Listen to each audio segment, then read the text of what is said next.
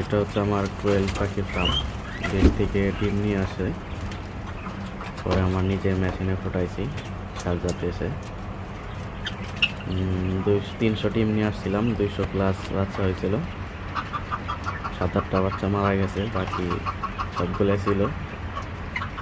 Mail হওয়ার কারণে প্রায় 100 পাখি আমি খেয়ে ফেলছি, বাকি 100 পাখি আছে।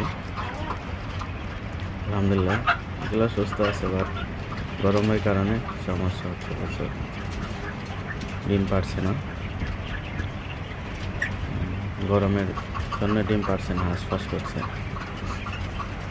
আপাতত ডিম বন্ধ আছে, কিছুদিন পরে আবার পারবে ইনশাল্লাহ। এটা হয়েছে হাইব্রিড কোয়েলের সামনে যেটা দেখছেন, এটা দেশি কোয়েল, 250 গ্রাম প্লাস ওয়েট। এগুলো অনেক ভালো কোয়েল।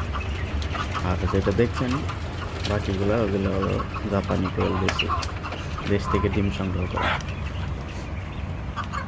তো হচ্ছে আমার কোয়েল পাখি এবং মুরগি ফার্ম। কবুতর ছিল, কবুতরগুলো মারা গেছে গরমের কারণে। আসলে গরমের দিনে আরব আমিরাতে কিছুই হয় না। এই হচ্ছে টোটাল ফার্মটা আমার ছাদের উপর করা।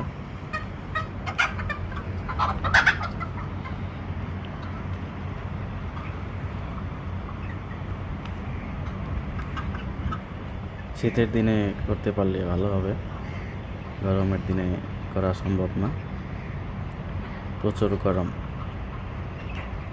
প্রচুর পরিমাণে গরম। সবাই ভালো থাকবেন, দোয়া করবেন ইনশাল্লাহ জানি কাজের পাশাপাশি ফার্মটা করতে পারি।